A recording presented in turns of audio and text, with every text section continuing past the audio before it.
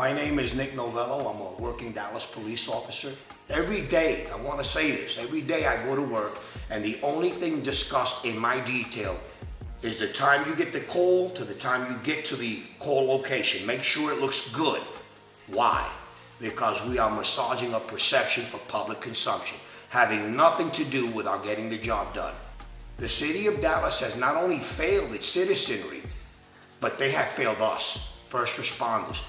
They're demanding that we go out and do a job and risk our lives when they know we don't have the manpower to do it.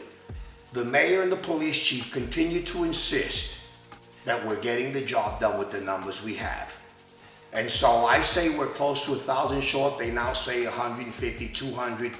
Well, let's get away from those numbers and get to the actuality of every sheet I have, and again, I have hundreds, and one line on all of them.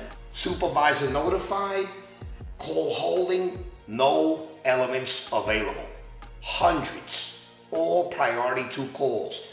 So what I'd like to say here to the mayor, in the interest of ascertaining truth, is let's do a 6-month to a 1-year analysis of the calls coming in, all calls, especially priority 2. Because let me say this, Jessica, this is the linchpin in their argument, that we have an 8 or 9 minute response time. And this is how disingenuous that is. It's 8 or 9 minutes from the time the officer receives a call to the time he shows up to the doorstep. What they will not share with the public is that call can be held for hours. So let's look at the calls from the time the desk receives them to the time we actually get to the location.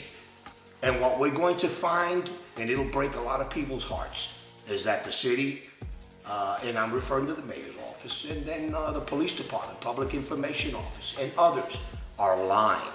It's so important that first responders in the state of Texas and nationally understand that with so many pensions under duress today in the country, that if Mayor Rawlings gets his way and creates a minimalist pension at the expense of the pension in place because he's wanting to starve it, and he can boast that he has saved the city hundreds of millions of dollars in this new policing paradigm and its compensation package. If he can do that in Dallas, you have to be aware that Waco, Houston, San Antonio, Austin, they're watching this. Chicago, New York, Baltimore, all of these places have pension issues. So what has the mayor done in Dallas?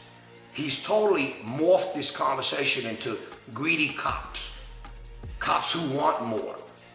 Cops who aren't satisfied with a reasonable compensation package. Well, my question comes, if we are 1,000 cops short, if we cannot do the job, and I have the proof that we can't do the job, I have hundreds, and let me qualify something, what I have is only specific to the slowest watch in the city, Central Dallas, from 7 a.m. to 3 p.m.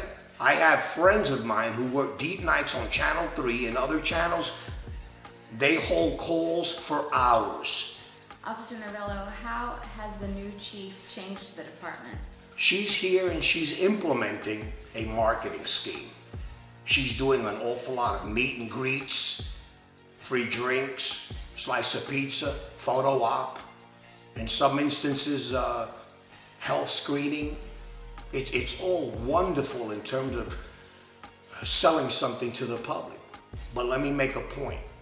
Don't call us when you really need us because we're not coming. You know, it's been said, and it's true, the easiest way to deal with criticism is to quash it. Don't address it, don't speak to it, particularly when you can't.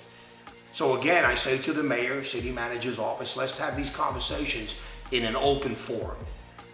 Anybody the city wants to send to rebut me, and I'll make that meeting and I'll speak and they can speak, and we speak before an open audience in the marketplace of free thought. And let's see what happens.